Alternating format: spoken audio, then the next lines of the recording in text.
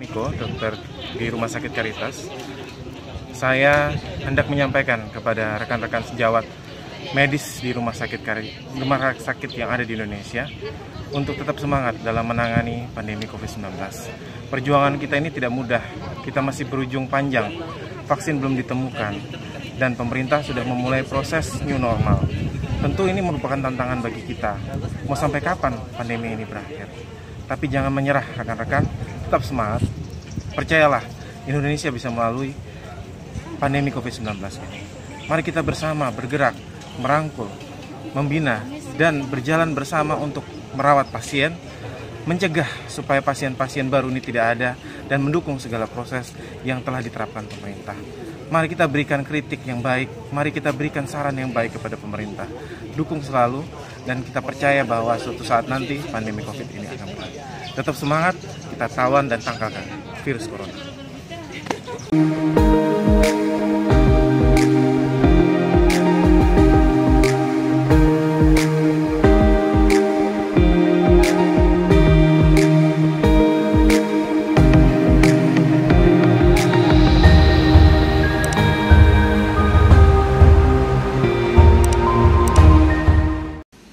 Berikut ada pertanyaan lagi muncul dari diskusi kita soal COVID-19 ini. Dalam perjalanan, tadi sudah dikatakan oleh tenaga kesehatan, new normal life atau kehidupan normal yang baru. Dalam tanda kutip, yang kuat bertahan, yang lemah akan tersingkir. Terkait new normal, sekarang telah hadir bersama kita jurnalis saudara Franciscus Balakeban atau lebih akrab disapa Engki Keban. New normal life, yang kuat bertahan, yang lemah akan tersingkir. Kira-kira menurut pandangan saudara, new normal life ini akan berjalan seperti apa? Waktu dan tempat saya berikan. Oke, selamat sore untuk kita semua. Terima kasih karena memberi ruang untuk saya berdiskusi bersama dengan dua narasumber terdahulu.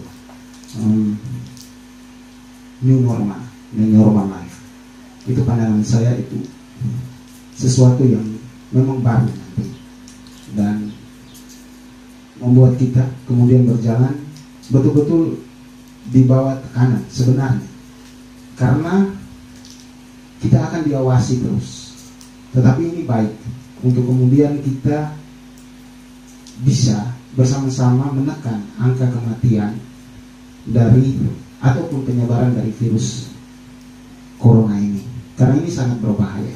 Tetapi di satu sisi perlu juga pengawasan yang lebih ketat oleh pemerintah, terkhusus di masa pemberlakuan pada tanggal 15 ini, karena nantinya akan ada datang TNI yang berasal dari luar negeri ke NTB, yang asli NTB, dan khususnya di Sumba Barat Daya. Dan ini tentu pekerjaan yang sangat berat untuk kita semua, termasuk juga tenaga medis. Saya tertarik sekali dengan cerita dari Abang Hans Topan tadi soal perjalanan kerjanya dia, dan itu harus menjadi empati kita bersama, bukan sekedar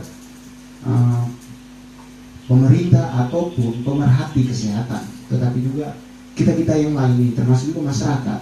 Tentu pemberlakuan new normal nanti dengan adanya pengawasan yang begitu ketat, idealnya kita semua masyarakat juga harus mengikuti semua yang menjadi aturan yang diberlakukan oleh pemerintah. Mungkin itu saja dari saya. Terima kasih. PMI tadi, PMI pekerja migran Indonesia, mereka adalah pahlawan devisa. Pendapatan negara kita hampir 20% berasal dari mereka. Sebagai masyarakat yang baik, kita harus menerima kehadiran atau kepulangan mereka. Tapi pada dasarnya mindset masyarakat kita bahwa yang pulang dari luar negeri adalah mereka-mereka yang akan membawa virus ini masuk ke daerah kita. Kira-kira dari tenaga kesehatan sendiri berpandangan seperti apa soal PMI ini. Dan efeknya kepada kehidupan keseharian kita menjelang new normal ini yang akan dilakukan tanggal 15 Juni nanti di daerah kita yang sangat kita cintai bersama, Tanah Merapu, Sumba, Barat Daya. Waktu dan tempat saya beri. Oke, terima kasih. Pandangan saya terkait dengan kedatangan PMI, kalau dari bidang kesehatan kita selalu terima mereka, artinya kita siap, mereka datang kita siap. Intinya menjadi satu patokan, yaitu mereka harus mengikuti protokol kesehatan. Artinya 14 hari karantina, itu yang paling pertama. Dan untuk tempat karantina untuk Kabupaten SBD, kalau tidak salah sudah disampaikan kemarin, itu sudah disiapkan tempatnya untuk karantina. Itu bukan untuk SBD saja, tapi untuk seluruh NTT. Untuk ke tempat karantinanya mereka sudah siapkan sama dari Pemda. Sebenarnya virusnya, saya bilang tadi, virus sebenarnya tidak perlu kita takutkan. Artinya kita tidak perlu takut orangnya. Virus ada di tempat, dia tidak bisa berpindah kalau orangnya tidak berpindah. Nah, masa karantina itu menjadi masa pemulihan buat PMI. Mungkin dari saya seperti itu.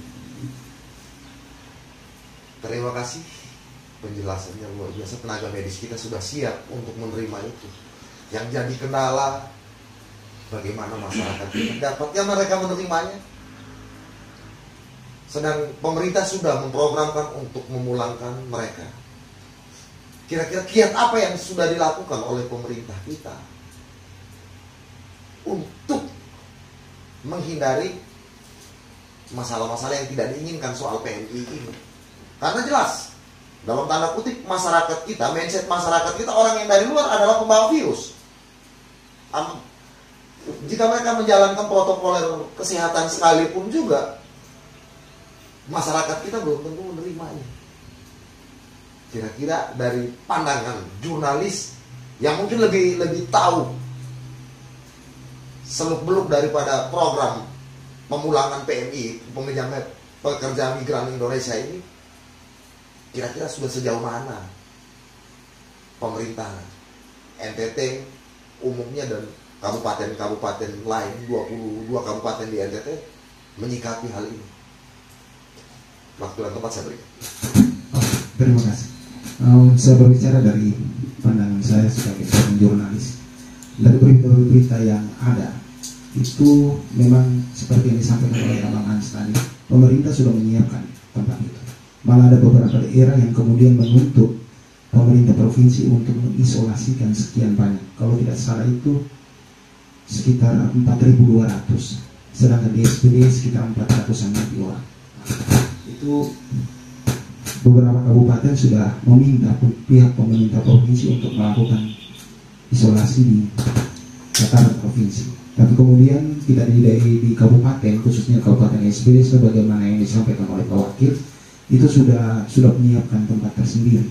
Dan tentu kita berharap bahwa ini bukan hanya sekedar isapan jempol belaka ataupun hanya sekedar omongan habis di mulut, tetapi bisa dilaksanakan. Karena saya sepakat seperti yang disampaikan tadi, mindset masyarakat kita itu memang masih sangat kurang. Mereka beranggapan bahwa orang-orang dari luar itu yang membawa virus, dan tentunya hal ini perlu disosialisasikan. Dan tim gugus tugas ya Bang, itu yang punya peranan penting untuk kemudian melakukan sosialisasi terus-menerus sampai pada titik tertentu tanggal 15 PMI itu hadir di sini, sehingga tidak ada gejolak yang terjadi di kemudian hari.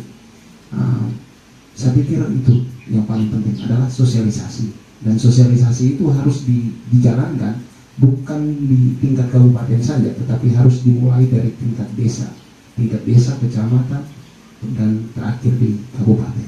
Soal isolasi saya pikir itu sudah dipikirkan oleh pemerintah. Terima kasih. Terima kasih pandangannya luar biasa. Berarti poin utama yang disampaikan tadi adalah sosialisasi. Nah, dari sosialisasi tersebut maka bisa dikatakan bahwa optimalisasi gugus tugas, karena setiap gugus tugas tentu punya program sendiri-sendiri. Mari kita berharap agar wacana ini dapat dijalankan untuk menghindari konflik-konflik yang lebih besar. Melihat dari tren sekarang, new normal, PNI, mungkin kata kunci, kata penekanan terakhir atau pesan kepada masyarakat itu kira-kira untuk mencegah atau memutus mata rantai ini dan menerima kehadiran saudara kita yang pekerja migran, karena sadar atau tidak sadar mereka adalah pahlawan kita, pahlawan devisa kita.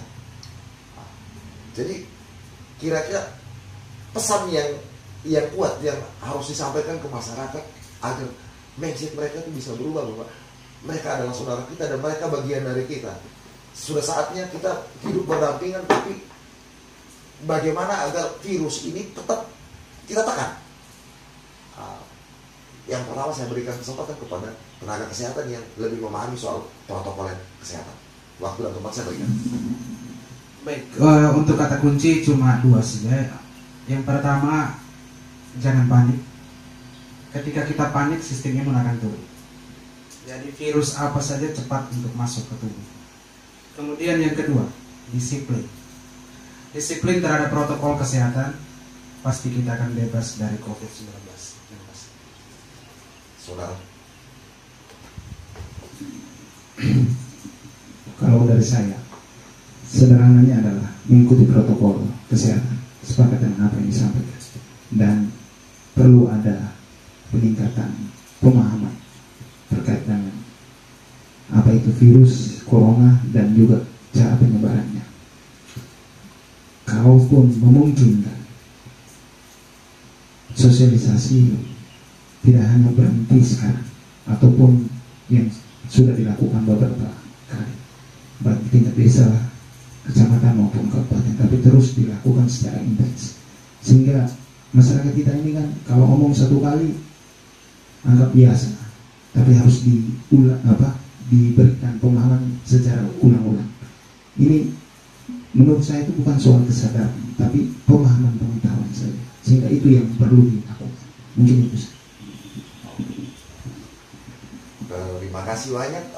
Berarti konstannya sosialisasi atau informasi tentang pengetahuan pada virus ini bisa saya katakan seperti peribahasa mengatakan, air yang lembut bisa membocorkan batu apabila ditetes berulang-ulang kali. Kita sepakat. Oke.